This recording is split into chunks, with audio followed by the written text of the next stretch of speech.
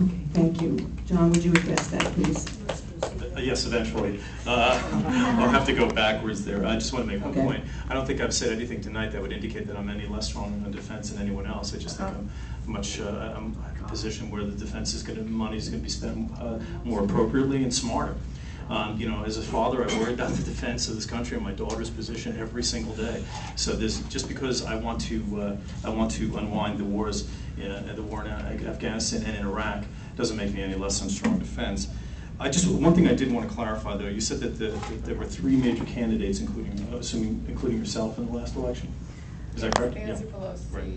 Cindy Sheehan, and myself. Yes. But, so I mean, Nancy Pelosi got 71% of the vote. Are you suggesting that Cindy Sheehan took votes from you? No, I'm saying that the percentage. Yes, the percentage would. Talking people. I'm sorry. The percentage of people that would do a protest vote against Nancy Pelosi would have other options. Quite frankly. So I want to be clear about that. Yes. So you're saying that Cindy Sheehan took votes from you?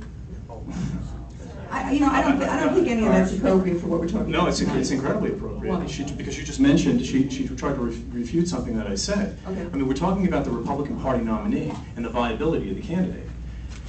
The record's clear on it. I don't want it to be obfuscated. I mean, because it was Cindy Sheehan the reason why we didn't do that well last time. I don't think she was stealing a lot of votes from the Republican Party. I think that it has something to say about the candidacy and the campaign. Well, I think as long as you brought up the issue, I would like to bring up that it seems to me that you're planning to appeal to that 15% that voted for Cindy Sheehan, and I don't see as a Republican how that's a very appropriate thing to do. I'll tell you who I'm going to appeal to. I'm going to appeal to every single vote I can get in San Francisco, because there's a little current events update where 90% of the people in San Francisco aren't Republicans. So you can continue to enjoy your position as a principled, in a principled loss. I'm going to work to do principled winning. I'm going to build coalitions. I'm going to go out and win votes. That's what I'm going to do, by the way, to answer your question on how I'm going to get Nancy Pelosi. I'm going to go out and win votes. And the way you do that is you find common ground with people you don't have a hell of a lot in common with. And the way you do that is you build out a real precinct operation. You go door to door and you find out what the issues are where you can do that.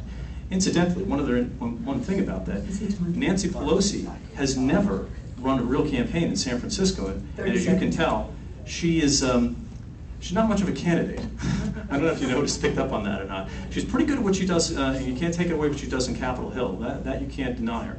But I'd like to start putting some pressure on her. I'd like to see us get up in the polls and start putting some pressure and forcing her to spend the money at home and not send it out to Democrats. And then the last thing, the party cannot contribute to primary to candidates during a primary. Okay, thank you.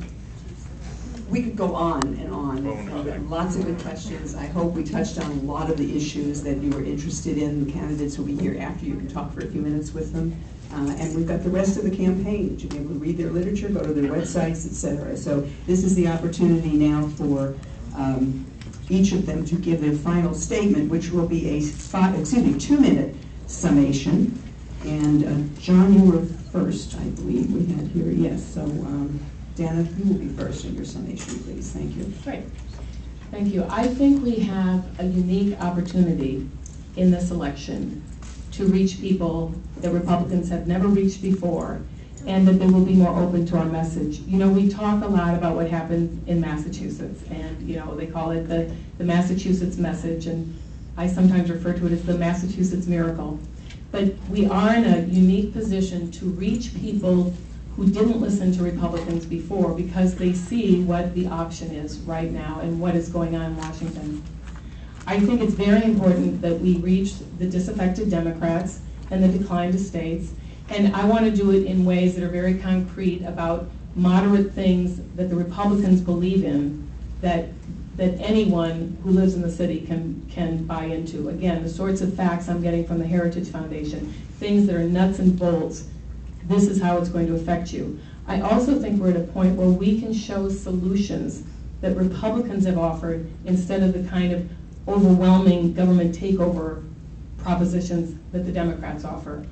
You know, in the city, people are beginning to see the light, I think, and after the health care bill, after some of the things that are happening locally, even though they aren't things we affect, I think people are starting to see the budget problems we're having, the result of what Democratic policies have done.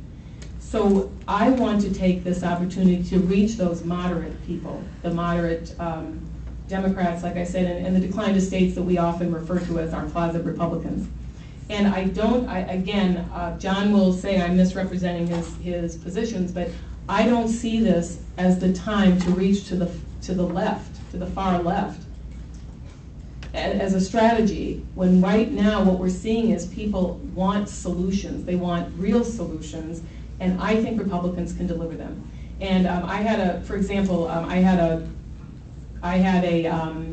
white paper about healthcare on my website, which has been there almost like 6 to 8 months. Shows real solutions, and many of them are the ones that the Republicans put forward to take care of these reform issues that are very real, but to take care of them incrementally and one at a time so we can actually wrap our heads around them, and to talk to them about business solutions, rational, realistic solutions to some of these problems instead of what they're seeing from the Democrats. Thank you. Thank you. What is your website, folks? What is her website? DefeatNancyPelosi.com and DanaWalshForCongress.com. Okay, and you'll have the same opportunity. Would you give your 2-minute summations, please? Yes. Well, again, thank you very much for having us here tonight. I'm always grateful to find any forum where we can exchange ideas. This is a terrific opportunity. I'm again, as I mentioned, grateful for your participation and your activism. These are serious times. The House proved that this weekend. Nancy Pelosi is deadly serious on pushing through the agenda that I think will destroy this country.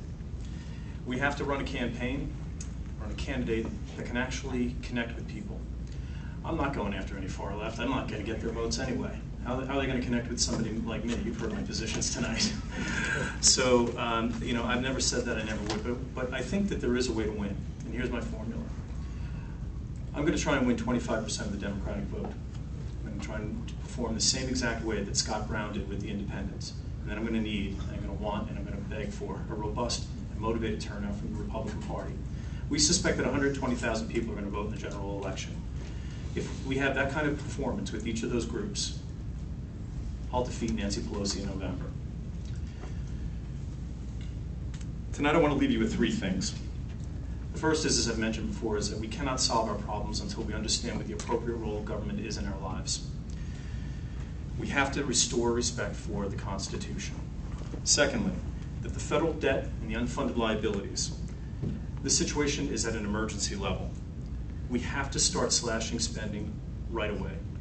If we do not, the viability of the Republic is in jeopardy. We also, incidentally, have to let the bad investments, the bad debt, and the malinvestments be liquidated. Governments are notorious for trying to keep prices up. The longer they do that, is the longer we're going to stay in this mess, just as Japan has been in a mess for 20 years by pursuing the same policies. Finally, our campaign has the ideas, the passion, the achievements, all the great things that are going on with our campaign to actually take the fight to Nancy Pelosi and to make history. I started out this campaign by saying that I believe I can win, and I'm going to work to win. And somewhere along the way, and it was somewhere in about the first week of December, the whole campaign came together and said, from the feedback that we're getting, this is something that we can do. We're not delusional. We know what the battle is. It's not baked in. We're going to have to earn the votes. But if we execute our plan, and if you join us with your spirit and your activism, you will be part of history in San Francisco this year. Nothing less than our republic and our freedoms are at stake. Nothing less than for which previous generations fought and sacrificed. They all lie in the balance. We have a chance with this new awakening to rediscover our liberty, which is the bedrock of the American political achievement. If we take the lead of the founders, we can begin to recapture their legacies, and in the process make better lives for ourselves and our family, and earn the respect and admiration of future generations of grateful Americans. Once again, thank you very much for having me here. I appreciate it. Can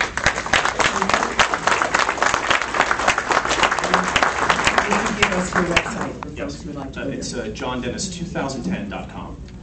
JohnDennis2010.com.